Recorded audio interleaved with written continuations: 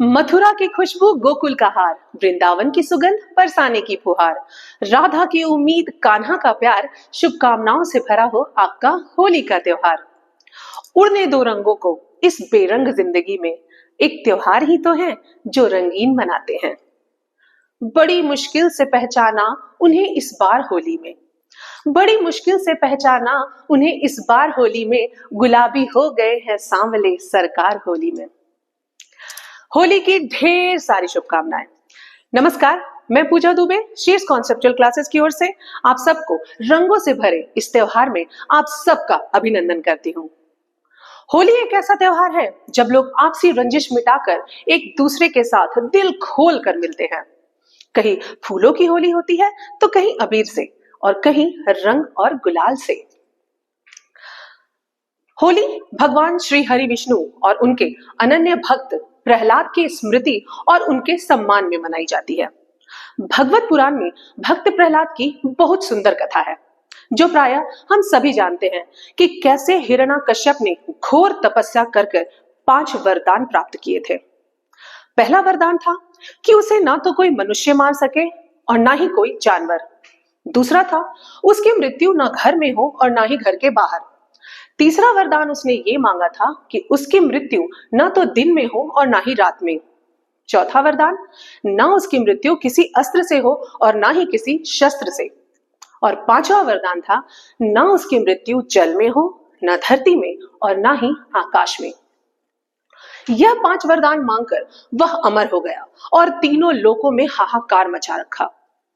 अपनी प्रजा को उसने आदेश दिया कि ईश्वर के स्थान पर उसकी पूजा की जाए, क्योंकि वही सर्वशक्तिमान परमेश्वर है। सब तो मान गए, सारी प्रजा मान गई, पर उनका स्वयं का पुत्र प्रहलाद उन्हें भगवान मानने को तैयार नहीं था। इस कारण हिरण्यकश्यप ने अपने पुत्र प्रहलाद को तरह तरह की यातनाएं दी, लेकिन भगवान विष्णु के लिए प्रहलाद की भक्ति भाव कभी कम नहीं हुई। कई बार हिरण्यकश्यप ने प्रहलाद को जान से मारने की प्रयास की, लेकिन प्रहलाद नारायण की कृपा से हर बार बचता रहा।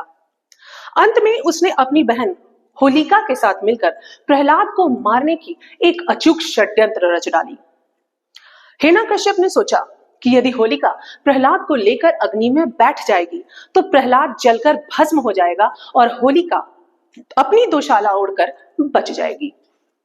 प्रहलाद ने सर झुकाकर पिता का यह आदेश भी मान लिया और बुआ के साथ चुपचाप अग्नि में प्रवेश कर गया।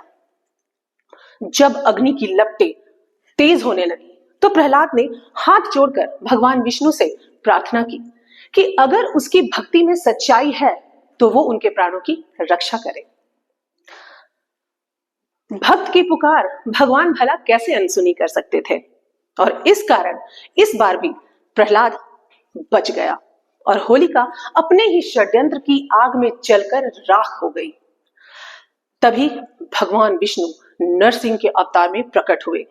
नरसिंह अर्थात आधा शेर और आधा मनुष्य। समय था गोधूल का, यानी न दिन न रात।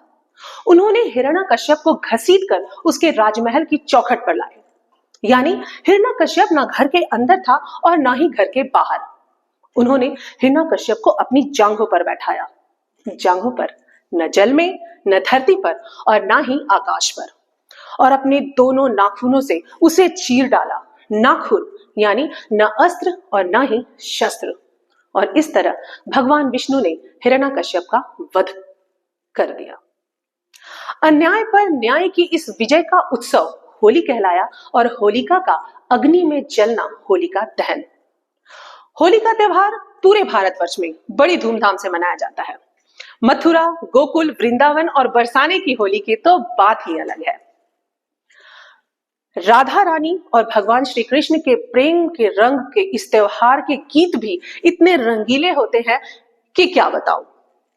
रंग लेके खेलते, गुलाल लेके खेलते, रंग लेके खेलते, गुलाल लेके खेलते, राधा संग होली नंद लाल खेलते। जब भी प्रेम की मिसाल दी जाती है तो श्री कृष्ण और राधा के प्रेम का नाम सबसे पहले लिया जाता है।